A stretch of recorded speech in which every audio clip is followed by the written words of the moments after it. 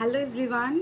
তো অনেক দিন পর আজকে তোমাদের সাথে একটা ভিডিও শেয়ার করছি, তবে এটা মোস্ট রিকোয়েস্টেড একটা ভিডিও যে আমার ডেলিভারি কবে হয়েছে, কিভাবে হয়েছে, আমার এক্সপিরিয়েন্স কি।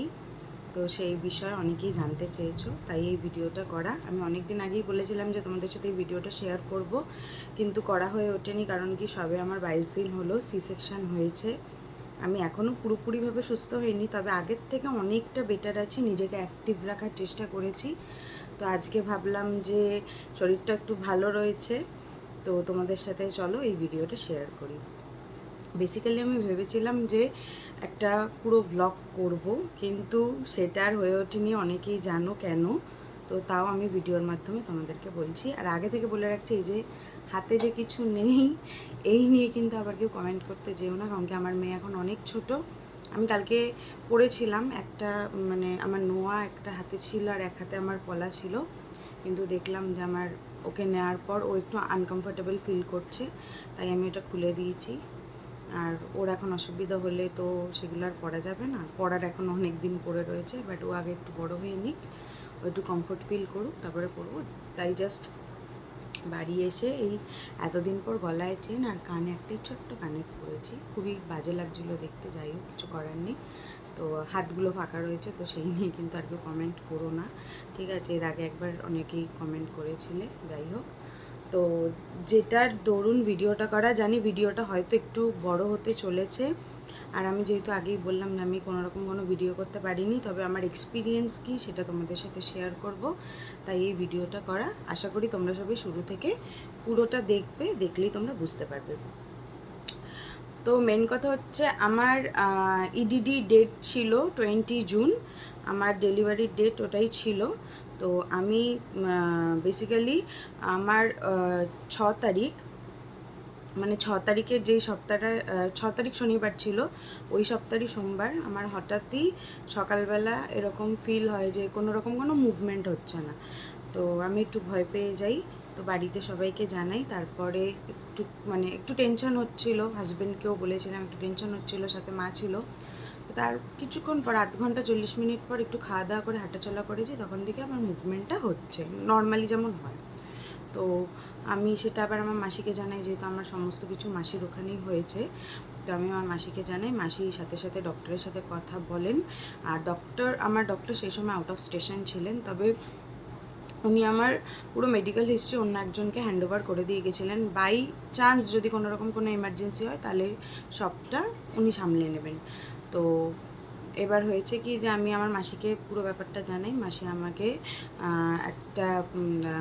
সাথে সাথেই বলে যে তুই হসপিটালে আয়, মানে নার্সিংহোমে আয়, আমি তোর একটুখানি তোর ফেটালটা আমি চেক করব, যদি সেরকম কিছু হয় তাহলে সেই রকমভাবেই মানে স্টেপ নেওয়া হবে। তো যাই হোক, পরের মঙ্গলবার বুধবার আমি ঠিক ছিলাম, বৃহস্পতিবার আমি গেছি ন্যাচারালি ডাক্তার দেখাতে। আমি যেহেতু বললাম আমার ডক্টর আউট অফ স্টেশন ছিল, তো ওনার পরিবর্তে অন্য একজন ডক্টর ছিলেন, তিনি আমাকে দেখেছেন। তো দেখার পর আমাকে সাথে সাথে ইউএসজি করতে বলেন। ওনার একটু ডাউট হয়েছে, উনি আমাকে ইউএসজি করতে বলেন। তো আমি আবার পার্ক সার্কাস থেকে আবার আমি আমার দিদির হসপিটালে আসি, মানে মণিপাল ইএম বাইপাসে যেটা, ওখানে আসি। ওখানে এসে সাথে সাথে আমি ইউএসজি করাই, গ্রোথ অ্যান্ড ডপলার স্ক্যান। আমার এই নিয়ে মানে 3বার হলো গ্রোথ অ্যান্ড ডপলার স্ক্যান, তো ওইটা করাই। ওটা করানোর পর বললো সব কিছু নর্মালি আছে, জাস্ট জলটা একটু কম ছিল, একটু না অনেকটাই কম ছিল। তো এছাড়া সব কিছু ঠিক আছে। তো আমার মাসিকে রিপোর্টটা দেখে, আমার ডক্টরও কিছু সেরকম বলেননি, উনি বাইরে ছিলেন, ওনাকে সমস্ত কিছু রিপোর্ট পাঠানো হচ্ছিল। তো তারপরে বাড়ি চলে আসি। বৃহস্পতিবারটা কোনো রকমে কেটে যায়, শুক্রবারটাও কোনো রকমে কেটে যায়। শুক্রবার রাতে আমার আবার একটু ডাউট লাগছিল যে একটুখানি যদি হসপিটালে যেতাম, আবার একটু ফেটালটা যদি চেক করাতাম, যেহেতু লাস্ট মোমেন্টের দিকে চলে এসেছি, মানে 9th মান্থ অলরেডি ক্রস করে গেছে। আমার 13 তারিখ, মানে আমার 6 তারিখ ডেলিভারি হয়েছে, 13 তারিখ হয়ে গেলে আমি 10 মাসে পড়ে যেতাম, কয়েকদিনের ডিফারেন্স। তো আমি শনিবার মাসিকে বলাতে আবার হসপিটাল যাই, আর আমার ডক্টর ওই দিন চলে এসেছিলেন, মানে উনি 5 তারিখে মানে কলকাতায় ব্যাক করেছেন। তো আমি মাসিকে বলাতে ন্যাচারালি গেছি শনিবার। বাড়িতে নর্মালি যেমন জানে যে আমি ডক্টর দেখাতে যাচ্ছি, তো হাজব্যান্ড সাথে গেছে। তো রাস্তায় যেতে যেতেই আমার আরও এক মাসি যেহেতু নার্সিং লাইনে রয়েছেন, মানে হসপিটাল লাইনেই রয়েছে, তো সেও আমাদের সাথেই বেরিয়েছিল। তো তখন সে বাইরে যেতে যেতেই বলছিল যে ডক্টর যা স্টেপ নেবে তাতেই অ্যাগ্রি করবি, কোনো রকমভাবে ভয় পেয়ে পিছাবি না। তো আমি ওইভাবেই মেন্টালি প্রিপারেশনই গেছিলাম যে হ্যাঁ যা বলবে তাই করব। কি আর বলবে, গিয়ে তো সাথে সাথে আর ডেলিভারির ব্যাপারটা আর তো বলবে না, হয়তো বলবে যে 2 দিন পরই তোমার হয়তো ডেলিভারি হবে। কারণ কি এই ব্যাপারটাই হয়েছিল যে আমার ডেলিভারি কথা বলছিল যে পরের সপ্তাহে বুধ কি বৃহস্পতিবারের মধ্যে ডেলিভারি করে দেবে। যাই হোক, আমি গেছি, রীতিমতো 1.5 ঘন্টা মতো বসেছিলাম। ডক্টরের যেহেতু ওটি চলছিল, তো উনি ওটি থেকে ওনার ওটি কমপ্লিট করে উনি বেরিয়ে সাথে সাথে আমাকে দেখেছেন। দেখে ওনার একটু না অনেকটাই ডাউট হয়েছে, যেহেতু জলটা কম ছিল, তারপরে কর্ড পেঁচিয়ে গেছিলো, মানে বাচ্চার ইয়েতে কর্ড পেঁচিয়ে গেছিলো। তো ডক্টর আমাকে পুরো সোজাসুজি বললো যে নেহা আমি কোনো রিস্ক নেব না, আর অনেকটাই টাইম হয়ে গেছে, ডেলিভারি আজই হবে, এখনই হবে। আমি লিটারেলি মানে আমি ভেবে গেছিলাম যে হয়তো 2 দিন পর দেবে, ঠিক আছে। আমি তার আগে একটু প্যানিক করছিলাম, তার 2 দিন আগে থেকে একটু প্যানিক করছিলাম যে যদি এরকম বলে যে এই যাব আর ডেলিভারি হবে, কি হবে। তখন আমি আমার হাজব্যান্ডকে বলছিলাম, তখন ও বলছিল না না এরকম হয় না, ও ডক্টর গেলে হয়তো 1 দিন পরেই বলবে ডেলিভারি হোক। বাট ডক্টর যখন আমাকে বলছে যে কোনো রকম কোনো রিস্ক নেওয়া যাবে না, ডেলিভারি এখন এই মুহূর্তেই হবে, তখন মনে হয় কটা বাজে, 12:30 পৌনে 1 বাজে। আমি লিটারেলি মানে আমার ভয় হাত পা ঠান্ডা হয়ে গেছিলো যে কী হবে। তখন কিছুক্ষণের জন্য একটু ভয় পেয়েছিলাম, বাট ডক্টর আমাকে যেভাবে বললো যে তোমার কিচ্ছু হবে না, তোমার বেবিরও কিচ্ছু হবে না, সমস্ত কিছু খুব স্মুথলি হয়ে যাবে, তুমি বিশ্বাস রাখো। মানে ওনার ওই কথাতেই না আমি এতটা পরিমাণে কনফিডেন্স পেয়েছিলাম হ্যাঁ আপনি যা ঠিক করবেন আমি তাতেই মানে রাজি। তো ওই 1 ঘন্টার মধ্যে সমস্ত কিছু অ্যারেঞ্জ হয়ে গেল। পসিবল না একটা ডক্টর একটা ওটি করে বেরিয়ে এসেই সাথে আরেকটা মানে অ্যারেঞ্জই করা নেই, কোনো কিছু অ্যারেঞ্জ করা নেই, হঠাৎ করে 1 ঘন্টার মধ্যে সব কিছু ঠিকঠাক করে ওটি করা পসিবল না। বাট আমার ডক্টর সেটা ওই দিন করেছিলেন। পুরো টিম কিন্তু টিমের কেউ রেডি ছিল না, কেউ না। যখনই এমার্জেন্সি শুনলেন সাথে সাথে সবাই অ্যাগ্রি যে না করে দেবো, কাজটা হয়ে যাবে, ঠিক আছে। আমার হাজব্যান্ড তো শুনেই ভয় পেয়ে গেছিলো। আমার হাজব্যান্ড আমাকে ওই মুহূর্তে বলছে কি তুমি কি একটু টাইম নেবে, তুমি কি রবিবার দিনটা টাইম নেবে, তো তাহলে সোমবার দিন ডেলিভারি হবে। আমি তখন একটাই কথা বললাম, সেই 1 দিন বাদে সোমবার ডেলিভারি করতেই হবে। তো যাই হোক, আর বেকার পিছিয়ে লাভ নেই, হচ্ছে যখন আজকেই হয়ে যায়। একটু কান্নাকাটি ভয় লাগছিল, ঠিক আছে। তার মাঝখানে আমাকে রেডি করানো, মানে আমি কোনো রকম কোনো কিচ্ছু যে আমি করব প্রিপারেশান নেব কিচ্ছুরই চান্স পাইনি, ঠিক আছে। মানে সব মানে হচপচ করে হয়ে গেছে। কিন্তু ওই যে বলে না যা হয় ভালোর জন্যই হয়, সত্যি যা হয় ভালোর জন্যই হয়। যাই হোক, তো তারপরে আমাকে তাড়াতাড়ি করে রেডি করিয়ে ওটি ড্রেস ফ্রেস সব পরিয়ে নিল। আমার হাজব্যান্ডের তো ভয় হয়েই গেছে, সে তো শুনছিলাম মানে ফর্ম ফিল আপও ঠিকঠাক করতে পারছিল না, মানে এত নার্ভাস ফিল করছিল, স্পেলিং ভুল টুল করে মানে যাচ্ছাতেই অবস্থা হয়ে গেছিলো। আমার মাসি পরে আমাকে বলছিল। যাই হোক, ততক্ষণ আমার মাসি বাড়িতে ইনফর্ম করে দিয়েছিল যে এরকম এরকম ব্যাপার, টিনার ডেলিভারি এক্ষুনি হবে, এই মুহূর্তেই হবে। তো সবারই একটা ইয়ে ছিল, আমার মা বিশেষ করে, যে ও তো গেল ডাক্তার দেখাতে, হঠাৎ কি এমন হলো, মানে সব যে যার কাজে ছিল সব ছেড়ে ছুড়ে দিয়ে আগে হসপিটালে পৌঁছে। আমার দিদি রীতিমতো ডিউটিতে ছিল, ওখান দিয়ে অফ নিয়ে বাড়ি এসে আবার চলে আসে নার্সিংহোমে আমাকে দেখার জন্য। তো ওরা পৌঁছাতে আমার অলরেডি ডেলিভারি কমপ্লিট হয়ে গেছে।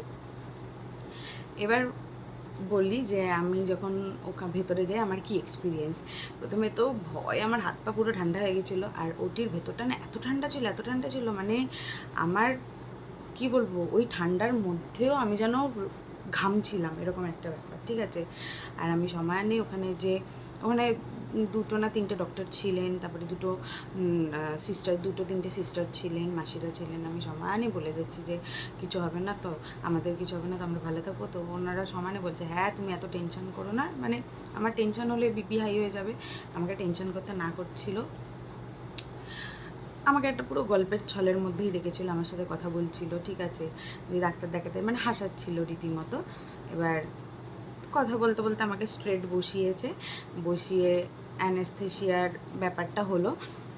যেমন নর্মালি ইঞ্জেকশান দেয় ঠিক ওই একটা ফিল হলো পুরো, মানে যখন ওই ইঞ্জেকশানটা পুশ করলো আমার বাঁ পা থেকে শুরু করে পুরো মানে বাঁ পা থেকে শুরু করে পুরো লোয়ার পোর্শনটা আস্তে আস্তে পুরো একদম অবশ হয়ে গেল। আর একটা আলাদাই শরীরে একটা মানে ঠান্ডা ফিল, মানে ঠান্ডা একটা ফিল হচ্ছে। তারপর আমাকে শুইয়ে দিল আর আমার পা মানে আর মানে এই পা দুটো আমার এরকম, মানে আমি যে পা এরকম করব বা এরকম করব কিছু হচ্ছে না, পা পুরো এরকম স্ট্রেট।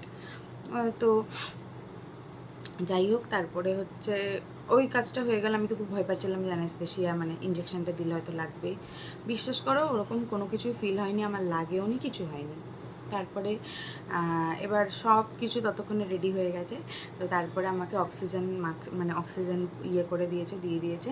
তো তারপরে দেখছি কি মানে এরকম ওটির বাইরে দেখছি মাসি দাঁড়িয়ে রয়েছে। তো মাসিকে তো আবার ড্রেস পরিয়ে জোর করে ঢোকালো। ঠিক আছে, আমি চাইছিলাম যে মাসি আসুক, মানে আমার বাড়ির একজন কেউ থাকুক আমার সাথে। ওখানে সবাই ছিলেন, সবাই খুব ফ্রেন্ডলি ছিলেন, মানে ডক্টর থেকে শুরু করে নার্স দিদিরা, মাসিরা, সবাই। আমার একটা নার্স দিদি তো আমার হাত, আমি ওর মানে দিদিটার হাতই ছাড়ছিলাম না, শক্ত করে ধরে রেখেছিলাম। ও সমানে আমার মাথা হাত বুলিয়ে যাচ্ছিলো আর বলছিল একদম টেনশন করো না, সব ঠিক হয়ে যাবে। এবার অ্যানেস্থেশিয়াটা দেওয়ার পর আমার একটাই কথা, প্রসেস কি শুরু হয়েছে, প্রসেস কি শুরু হয়েছে। ওরা সমানে গল্প করে যাচ্ছে, গল্প করে যাচ্ছে। ঠিক আছে, বলছে হ্যাঁ ইত্য হবে, ইত্য হবে। ততক্ষণে মাসি ঢুকে গেছে, প্রসেস কিন্তু শুরু হয়ে গেছে।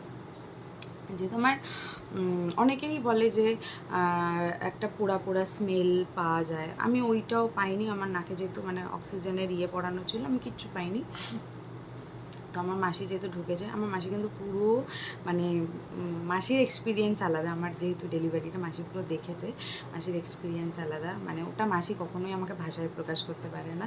ঠিক আছে, আর আমারও ইচ্ছা ছিল যে মাসি থাকুক, মানে যেহেতু মাসি নার্স, ও মানে আইসিইউর নার্স, আমি চেয়েছিলাম আমার মাসি থাকুক। তো মাসি ছিল, মাসি পুরো সার্জারিটা দেখেছে। ঠিক আছে, তো তারপরে কিছুক্ষণ পরে হালকা একটা আমাকে না অ্যানেস্থেশিয়া দেওয়ার পর আমার মানে একটা ঘুরেছিলাম আমি, মানে কি বলবো, মনে হচ্ছে আমি এক্ষুনি ঘুমিয়ে পড়বো। ঠিক আছে, আমি কথা বলছিলাম, আমার কথা জড়িয়ে জড়িয়ে যাচ্ছে, আমি বুঝতে পারছি, তবুও আমি মানে জেগে থাকার চেষ্টা করছিলাম, কিন্তু মানে আমি আর পারছিলাম না। তারপরে কিছু জাস্ট একটা হালকা মানে বাচ্চার কান্নার আওয়াজ পেয়েছি। আমি তখন মাসিকে, এই আমার প্রথম প্রশ্ন একটাই, ওখানে যারা ছিলেন মানে মাসি আমার অপোজিটে ছিলেন, সামনে আমার যেহেতু পর্দা ছিল, আমি মাসি যেহেতু ওইদিকে মানে যেখানে আমার হচ্ছিলো, প্রসেসটা চলছিল, মাসি ওইদিকে চলে গেছিলো, আর সামনে আমার যেহেতু পর্দা ছিল, পর্দার এপারে একজন ডক্টর ছিলেন, সিস্টার দিদি ছিলেন। তো যখন কান্নার আওয়াজ পাই আমি তাদেরকে জিজ্ঞাসা করি আমার মেয়ে হয়েছে না, ওনারা না হাসছিলেন, বলছে কী করে বুঝলেন। আমি যে এটা আমার স্ট্রং ফিলিংস ছিল, মানে আমি বলছি, আমি বুঝতে পারছি আমি ওনাদের সাথে কথা বলছি, কিন্তু না মানে একটা ঘোর আমার মধ্যে কাজ করছে। তো যে আমার মেয়ে হয়েছে না, বলুন না আমার মেয়ে হয়েছে, বলছে একটু পরেই তোমাকে দেখানো হবে। যে আমি জানি আমার মেয়ে হয়েছে, ঠিক আছে। তারপরে যখন আমার মাসি তো আমার মেয়েকে ভাই ভাই বলে, মানে আমার মাসি হচ্ছে পাগল ওর প্রতি, ঠিক আছে। তো এত ভালোবাসে ওকে। তো এবার হচ্ছে মাসি যখন বেরোচ্ছে, ঠিক আছে, মানে মাসি বেরোনোর আগে একজন আরও একটা মানে ওখানের মাসি ওকে একটা ট্রের মধ্যে নিয়েছে, ও উল্টানো ছিল, মানে ওর ওর পাছুটা আমি দেখতে পাচ্ছি, মাথাটা ঘোরানো একদিকে, আর পাছুটা দেখতে পাচ্ছি, ঠিক আছে। তাড়াতাড়ি করে নিয়ে চলে গেল। তাই মাসিকে মানে ওইটুকুই দেখেছি, ঠিক আছে। তাই মাসিকে বলছি যে আমার মেয়ে হয়েছে না মাসি। তখন মাসি বলছে দাঁড়া না, তোকে এক্ষুনি এনে দেখানো হবে। তাই যে তুমি বলে যাও না আমার মেয়ে হয়েছে। তো তখন দৌড়ে দৌড়ে বেরিয়ে গেছিলো, আবার ব্যাকে এসে বলছে মেয়ে হয়েছে, মেয়ে হয়েছে। তাই যে আমি জানতাম মেয়ে হয়েছে। তো অতক্ষণে ওকে যতক্ষণ পরিষ্কার করছিল ততক্ষণে আমার পুরো ওটি কমপ্লিট, ঠিক আছে। ওটি কমপ্লিট হয়ে গেছে। তারপরে ওকে আমার কাছে এনেছিল, স্কিন টু স্কিন করিয়েছিল, আমার না ওইগুলো কিছু মনে ছিল না, ঠিক আছে।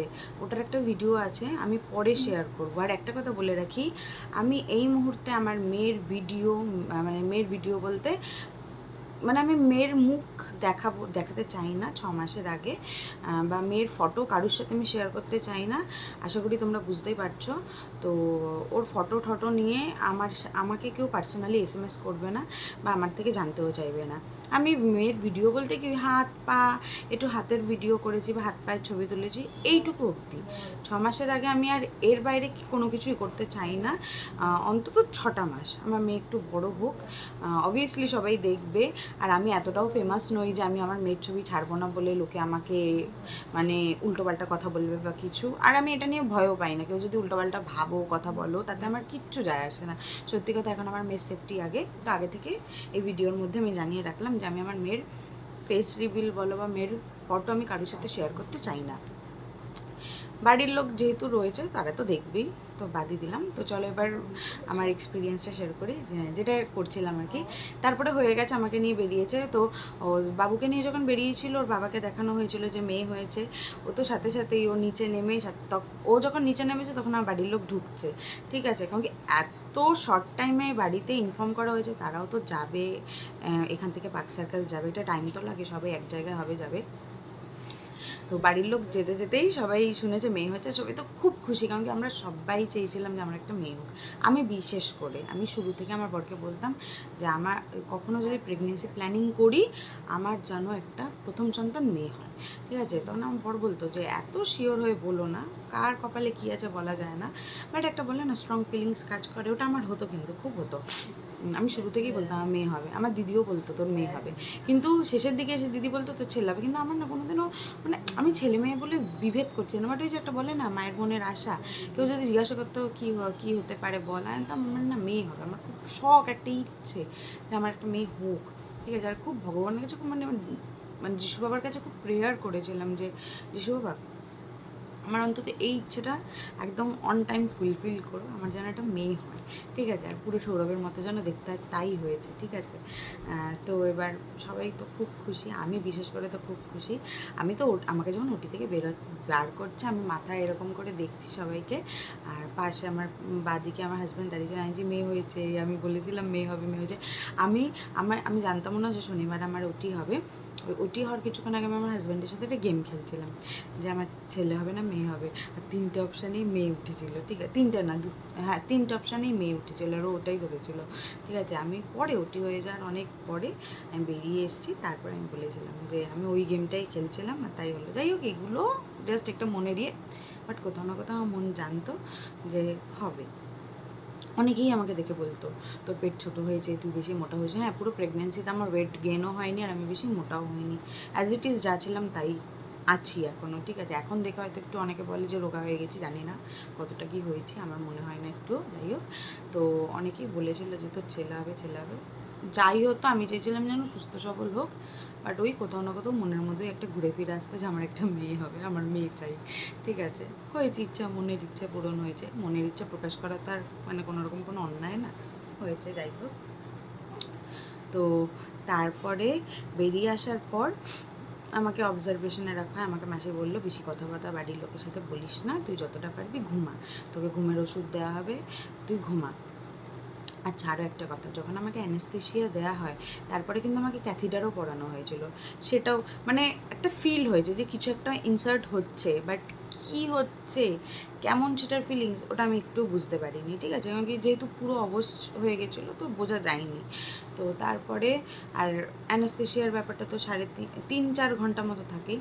তো আমাকে যখন ওটি থেকে বের করে আনে, বাড়ির লোকেদের সাথে 2-1টা কথা বলেছে আমি কেমন আছি না আছি, ওইটুকুই বলেছি। কারণ কি ওই সময় কি পুরো লোয়ার পোর্শন অবশ, ঠিক আছে। তো আমি কিছুই ব্যথা কিছুই বুঝতে পারছিলাম না। তো যাই হোক, সবার সাথে কথা বলে মাসি সবাই বাড়ি চলে গেলো। তারপরে আমি পুরো ঘুমিয়েছি, আমাকে ঘুমের ওষুধ দিয়েছে, আমি পুরো ঘুমিয়েছি।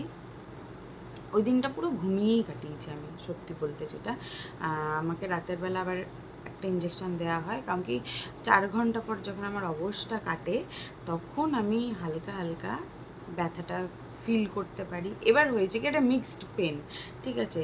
মানে আমি বুঝতে পারছিলাম না কোনটার ব্যথা। প্রথমত পিরিয়ড শুরু হয়ে গেছিলো, দেন হচ্ছে সি সেকশনের একটা ব্যথা, এবার দুটোর না পুরো মিক্সড আপ চলছিল যে কোনটার ব্যথা আমি ফিল করতে পারছি না। কিন্তু হ্যাঁ, একটা লোয়ার পোর্শনে পেন হচ্ছে, এইটুকুই যা ফিল। এবার না আমি ডান দিক হতে পেরেছি ওই দিনকার, না বাঁ দিক হতে পেরেছি ওই দিনকার, কোনো তাড়াহুড়ো ছিল না। পুরো স্ট্রেট, বালিশ ছাড়া শুয়ে রেখে দিয়েছিলো, বালিশও দেওয়া যাবে না যেহেতু মানে স্পাইনাল হয়েছিল, তাই কোনো রকম কোনো কিছু দেওয়া যাবে না, একদম স্ট্রেট শুয়েছি। ওই দিনটা রাতের বেলা একটুখানি মানে আন্টি ছিল, মানে নার্স আন্টি ছিল, মানে মাসেরই মানে ফ্রেন্ড, মানে যেখানে আমাকে রাখা হয়েছিল, তো ওই আন্টি, স্বপ্না আন্টি ছিলেন, ওনাকে বললাম যে আমার একটু খুব ব্যথা করছে, আমি একটু ঘুমাতে চাই। আন্টির সাথে সাথে আমাকে একটা ঘুমের ওষুধ, মানে ঘুমের ইঞ্জেকশন দিয়ে দিল। আমি সারা রাত একদম নিশ্চিন্তে ঘুমিয়েছি। ওই দিনটা না, অনেকে বলে না যে ওটি থেকে বেরিয়েছে একটু ঠান্ডা ঠান্ডা ফিল, আমার ওই দিনটা কিচ্ছু মনে হয়নি। নেক্সট দিন আমাকে ডক্টর এসে বললেন যে তুমি এবার একটু সাইড মুভমেন্ট করার চেষ্টা করবে। মানে আমি বললাম হ্যাঁ করব, কিন্তু যখন আমি মুভমেন্ট কি মানে আমি একটু বেন্ড হওয়ার চেষ্টা করছি, আমি না আর হতে পারছি না, মানে ওটার ব্যথাটা মনে হয় অন্যরকম। এবার আমি এটাও গ্যারেন্টি দিতে পারি না সবার শরীরে যে একই রকম ব্যথা হবে, এটার কোনো রকম কোনো ইয়ে নেই, এটা শরীরের উপর ডিপেন্ড করছে, কারোর কম ব্যথা হতে পারে, কারোর বেশি ব্যথা হতে পারে। আমার সাইড মুভমেন্ট হতে খুব সমস্যা হয়েছিল প্রথম দিন, কিন্তু আমি চেষ্টা করতে করতে করতে করতে রাতের দিকে পুরো মানে সেকেন্ড দিন, মানে আমার শনিবার ওটি হয়েছে, আমি রবিবার একটু একটু বেন্ড হতে হতে পুরো বেন্ড হয়ে গেছিলাম, মানে আমি পুরো ডান দিকে ঘুরে গেছিলাম, বাঁ দিক ঘুরতে অসুবিধা হচ্ছিলো, ডান দিক ঘুরেছিলাম। আর ওই দিনকার কিন্তু আমি উঠেছিলাম, উঠে বসেছিলাম, আমার মেয়েকে দেওয়া হয়েছিল মানে ফিট করানোর জন্য, বাট ও না অনেকটাই ছোটো, তো মানে ছোটো তো ও না সেইভাবে মানে ব্রেস্ট ফিটটা করতে পারছিল না। যাই হোক, এবার তোকে তো না খাইয়ে রাখা যায় না, ওকে ফর্মুলা খাওয়ানো হয়েছিল, কারণ কি সেইভাবে আমার বুকে দুধও আসেনি যে ও খাবে ওইভাবে, আর ও ওইভাবে ধরতেও পারছিল না, এখনও যদিও পারে না, ওকে আমাকে পাম্প করে খাওয়াতে হয়। আমি চেষ্টা করি যে আমার ব্রেস্ট মিল্কই খাক, কিন্তু ও যদি না ফিট করতে পারে, আমাকে যদি পাম্প করে খাওয়াতে, আমি তাই খাওয়াবো।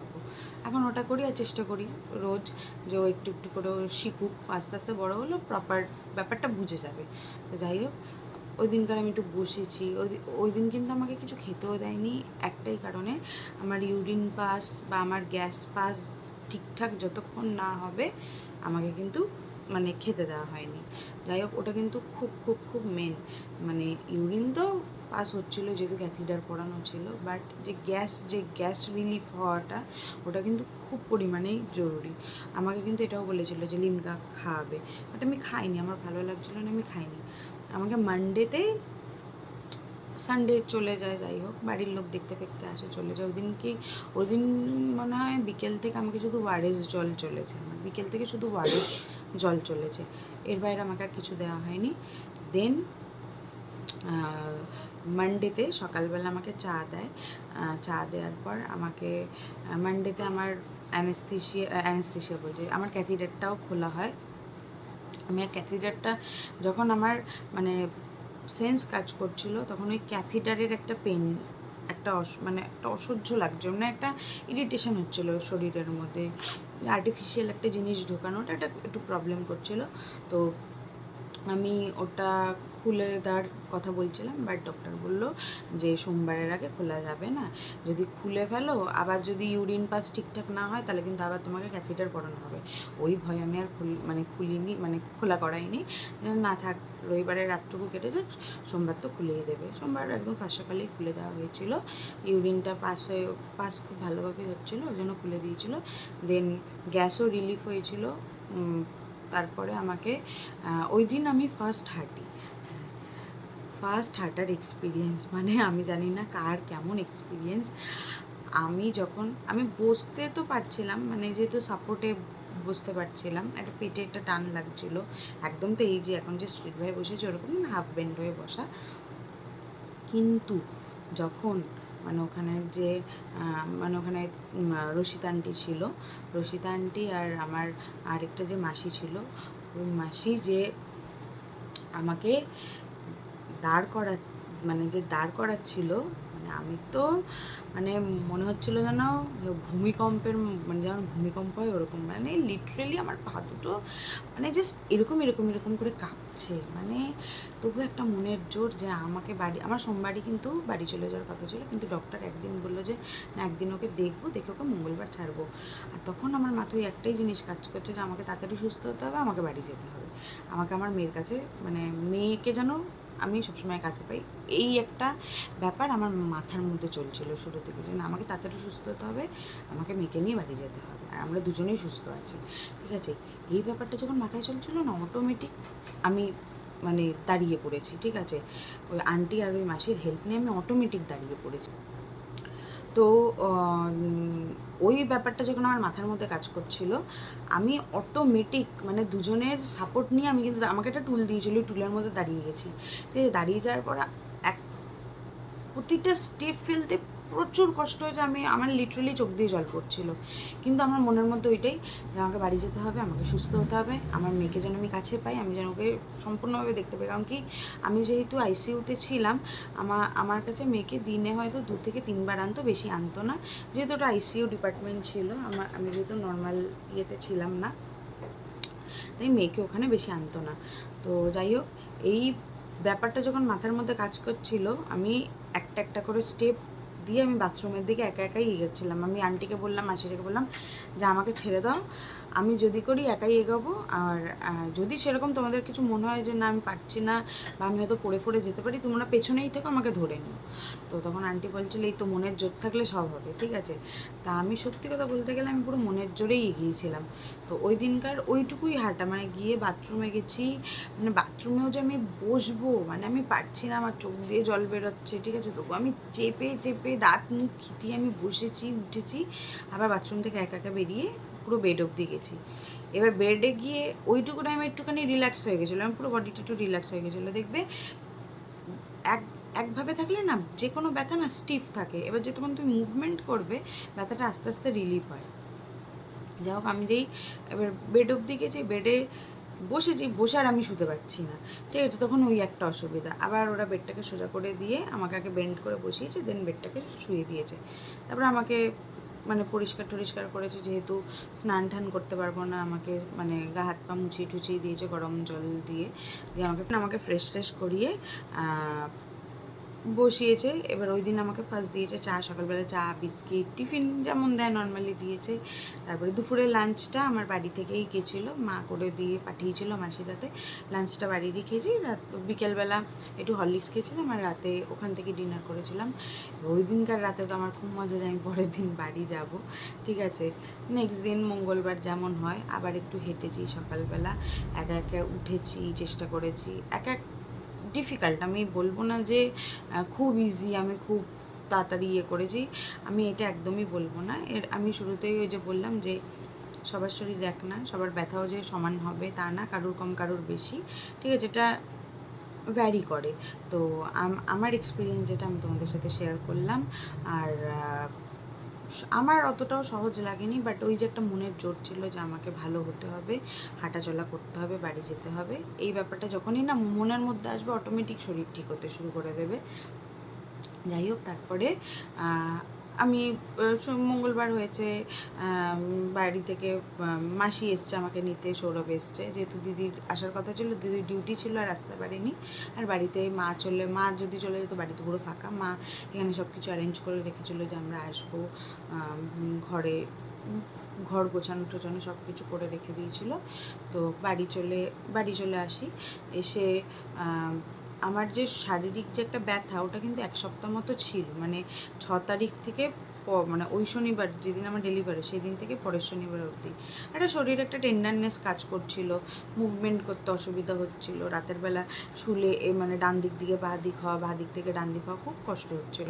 বাট না, যত শরীরটাকে নাড়াচাড়া করবে একটু একটু আধটু, আমি এই বলবো না যে একদম মোটি হয়ে যাওয়ার পর আমি মানে খুব কাজবাজ করছি, একদম না। 1 সপ্তাহ আমি পুরো রেস্ট ছিলাম, মা আমাকে পুরো রেস্ট দিয়েছিলো, যেন একটা সপ্তাহ অন্তত তুই কোনো রকম কিছু না, শুধু খাবি, স্নান করবি, আসবি, বাচ্চাকে খাবি, ব্যাস এই, আর যতটা পারবি রেস্ট করবি। আমাকে কিন্তু এখন আমার মাসি বলে যে তুই যতটা পারবি রেস্ট করবি, কিন্তু মানে সবাই বলে যে বাচ্চা যখন ঘুমাবে তুইও ঘুমিয়ে নিবি, কিন্তু না, ব্যাপারটা হয় না, এটা আমি বুঝতে পারছি ব্যাপারটা হয় না। ও যখন ঘুমায় ওর কাজগুলো ওই ফাঁকেই কিন্তু করে নি। আর আমাকে এই কারণেই বলেছে, কারণ কি ও তো এখন বাচ্চা, ও কখন ঘুমাবে কখন জাগবে কেউ জানে না, ঠিক আছে। এবার দিনের বেলাটাও যেমন কি খুব ঘুমিয়ে যাচ্ছে, হয়তো আমরা তো কাজের মধ্যে থাকছি, যখন আমরা শুতে যাচ্ছি হয়তো ও তখন জাগছে। তো ওই জন্য কোথাও না কোথাও আমার ঘুমটা একটু পূরণ হচ্ছে না, শরীরটা একটু খারাপ লাগছে, আর স্পাইনের তো ব্যথা তো আছেই। ও আরেকটা কথা, জল প্রচুর পরিমাণে খাবে, অন্তত সারাদিনে 3-3.5 লিটার তো জল খেতেই হবে। যারা আপকামিং মায়েরা আছো আমার ভিডিওটা আশা করি তারা দেখবে, তো জলটা তো খাবেই, ডাক্তার বলেই দেবে জল খাবে। আর স্পাইনে ব্যথা হলে কিন্তু মাথা ব্যথা মাস্ট হবেই। আমার যেমন হয়, স্পাইনে ব্যথা হলে মাথা ব্যথা হয়, মাথা ব্যথা থেকে আমার বমি পায়, ঠিক আছে। আর শরীরে একটা অসম্ভব ক্লান্তি লাগে। তো যতটা চেষ্টা করবে যে ফাঁকা টাইম, বাচ্চার কাজবাজ হয়ে গেল, ফাঁকা টাইম শুয়ে পড়বে। আমার যেমন এখনও আমার মা আমার বাচ্চার সমস্ত কিছু করে দেয়, ওর কাঁথা নাথা জামা কাপড় সমস্ত কিছু ধোয়া টোয়া সব করে দেয়, স্নান করানো। ও যেহেতু ব্রেস্টফিডটা ঠিকঠাকভাবে করতে পারে না, একটু একটু সারাদিনে ও যতবার ফিট করে তার আগে আমি ওকে একটুখানি ডিরেক্ট খাওয়ানোর চেষ্টা করি, ও একটুখানি মুখে না ছেড়ে দেয়, ঠিক আছে। তো ওকে তো একেবারে না খাইয়ে রাখা যায় না, ওই পাম্প করে আগে বোতলে ভরে নিই, দেন ওকে একটুখানি ও 1 মিনিট খাক 2 মিনিট খাক যাই খাক, তারপরে ওকে বোতলটা দিই। তখন কিন্তু আমার মা সমস্ত কিছু করে দেয় ওর। এখন যেমন কি আমি ওর বোতলগুলো স্টেরিলাইজ করা, ওর টুকটাক আমি স্নানের সময় টুকটাক যদি জামা কাপড় থাকে সেগুলো ধোয়া, সেগুলোই করি। বাট সমস্ত কিছু সকালবেলায় কিন্তু আমার মা সব কাজ ওর করে দেয়, সেই বিষয়ে কোনো রকম কোনো সন্দেহ নেই, আমাকে সেরকম কোনো কাজ করতে হচ্ছে না এখন। আর আমার কিন্তু 1 সপ্তাহ পর ড্রেসিং হয়। আমি মানে যেহেতু ওই শনিবার মানে 6 তারিখ, মানে 6 তারিখ যখন আমার হয় ওটি হয়, আমি মঙ্গলবার যখন আমাকে ডক্টর ছাড়েন তখন বলে দিয়েছিল যে আমার আবার শনিবার ড্রেসিং আছে। তো শনিবার যাই, আমি তো প্রথমে খুব ভয় পাচ্ছিলাম যে ড্রেসিংটা আবার কেমন হবে, মানে একটা তো করা ছিল, মানে গজ কাপড় দিয়ে টেপ মতো লাগানো ছিল টান টান করে, ওটার একটা টান ব্যাপারটা ছিল। বাট না, সেরকম কিছুই না, আমি ভয় পাচ্ছিলাম হয়তো টিপে টিপে মানে এরকম প্রেস করে করে হয়তো দেখবে পেটে মানে কোনো রকম কোনো কিছু আছে কি না। তো যখন ডক্টর ওই তুললো, মানে গজ কাপড়টা আমার ওই সেলাইয়ের জায়গা মানে সেলাই জায়গা থেকে সরালো, দেখে বললো যে খুব সুন্দর শুকিয়েছে জায়গাটা, ঠিক আছে। তো আমাকে বলে দিল যে কি করতে হবে না হবে, কি খাওয়া দাওয়া, কেমন ডায়েটে থাকবে, সমস্ত কিছু বলে দিল। আমি কিন্তু সেইভাবেই আছি, আমি প্রপার একটা ডায়েটের মধ্যেই রয়েছে, আমার ঝাল তেল মশলা কোনো কিছুই চলে না, আমার খাবার সম্পূর্ণ আলাদা। তো তারপরে উনি ডক্টর ড্রেসিং করে দিল ভালোভাবে, দিয়ে আর একটা মানে টেপ লাগিয়ে দিল যেহেতু এতটা দূর বাড়ি আসবো, দিয়ে বললো যে আর 2 দিন পর তুমি স্নান করতে পারো, কিন্তু ওই জায়গাটা একটু পরিষ্কার রাখবে, ড্রেসিং করবে। এখন ড্রেসিং আমার হাজব্যান্ড যেহেতু করে দেয় রাতের বেলা করে, তো অসুবিধা হয় না। আর আগের থেকে কিন্তু অনেকটাই জায়গাটা কিওর হয়ে গেছে, ঠিক আছে। বাইরের খুব জোর 15-16 দিন, বা তোমার আরও বেটার হতে 1 মাস। ভেতরটা মানে ভেতরের যে সেলাইগুলো ওগুলো প্রপার রিকভার হতে কিন্তু 6 থেকে 8 মাস তারও বেশি লেগে যায়, এটা ডিপেন্ড করে। কিন্তু ওই একটা টেন্ডারনেস মানে কাজ করে, হট করে ধরো মানে ভারী কাজ তো একদমই করা উচিত না, বাট কেউ যদি ধরো করে ফেলে হট করে, তখন একটা ভয় লাগে না। তবে ভারী কাজ অ্যাভয়েড করাই উচিত, আমি বলবো ভারী কাজ অ্যাভয়েড করা উচিত। আর যাই হোক, আমার কিন্তু বলতে গেলে এই আজকে 22 দিন হলো, আমি আগের থেকে অনেক বেটার আছি। আমার পেটে ব্যথাটা হয় মানে ধরো সারাদিন যদি একটু টুকটাক কাজবাজ করি, একটু হাঁটাচলাটা আমি ওইভাবে না জোর দিয়ে করতে পারছি না। এই যেমন 2 দিন আগে একটু হেঁটে হেঁটে সামনের দোকান অবধি গেছি, হাঁপিয়ে গেছি, আর একটা কেমন যেন পেটে ব্যথা লাগছে, এরকম একটা ব্যাপার। তো ওটা একটু সময় লাগবে। আর এছাড়া কিন্তু আমার ব্যথাটা অনেকটা রিলিফ হয়ে গেছে। আর ড্রেসিং তো রেগুলার বেসিকেই করা হয়। আর এছাড়া এই কি যে বেশিক্ষণ বসে থাকতে পারি না, এই যে এখন বসে আছি, আমার কিন্তু ব্যাকে পেন হচ্ছে। এবার এই পেনটা হতে হতে হতে হতে একটু পরে আমার মাথা ধরে যাবে, মাথা যন্ত্রণা। তো এইটুকুই বলবো যে যাদের সামনে ডেলিভারি আছে, প্লিজ ডেলিভারি হয়ে যাওয়ার পর যতটা পারবে রেস্ট নেওয়ার চেষ্টা করবে, খুব তাড়াতাড়ি রিকভার হয়ে যাবে। আর মাথার মধ্যে যদি এই জিনিসটা ঢুকিয়ে নাও যে আমাকে তাড়াতাড়ি সুস্থ হতে হবে, তাহলে দেখবে আরও মানে অনেক তাড়াতাড়ি রিকভারি মানে হওয়ার চান্স থাকে। আমি যেমন মাথার মধ্যে ঢুকিয়ে নিয়েছিলাম যে শুয়ে থাকলে চলবে না, বসে থাকলে চলবে না, আমার মেয়ে আছে, আমাকে সুস্থ হতে হবে, ঠিক আছে।